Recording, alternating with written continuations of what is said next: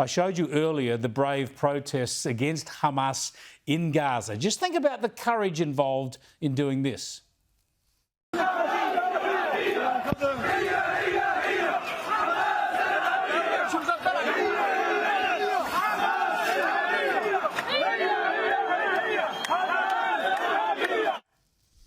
Now, we believe this has happened on and off over the past year. It's hard to know what goes on in Gaza because Hamas has so much control there. But if it has happened, it's often been ignored by the media. And now the protests are bigger and they're getting attention. Let's go to Alex Ryvchin from the Executive Council of Australian Jewry. Thanks for joining us, Alex. The point I made at the top of this program is if Palestinians in Gaza can point out that Hamas are terrorists and that they should hand back the hostages as a pathway to peace, then what does that say about their apologists on the streets of Australian cities and other Western countries?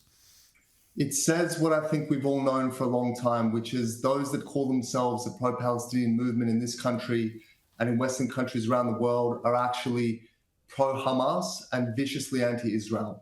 That is why the lead advocates for the so-called Palestinian cause are silent today, when they should be rejoicing and seeking to elevate and raise these voices. And it's interesting to note that the protesters in Gaza are also calling out Al Jazeera as a propaganda tool of the Qatari regime. And yet in the West, and including in Australia, it is beamed into our living rooms, often uncritically. But at the same time, I think we need to be a little bit skeptical about this protest movement that's burgeoning and that we're seeing on our screens. Overwhelmingly, we've seen in polling over the years great support for Hamas, both in the West Bank and in Gaza. We saw after October 7th, again, overwhelming support for those atrocities. Hamas was democratically elected in 2006 in the only democratic elections the Palestinian people have ever had. But again, if there has been an awakening in Palestinian society that Hamas has brought them nothing but misery and ruin and squalor, and they finally want to take a different path, they need voices in the West to elevate them, to march in solidarity with them, to embolden more people to join this movement, to finally overthrow this regime and bring some sort of dignity and peace to the people. That would be wonderful to see, and I agree with that sentiment wholeheartedly. But what do you think, from past experience, what do you expect to happen to these people? Will Hamas try and crush this dissent?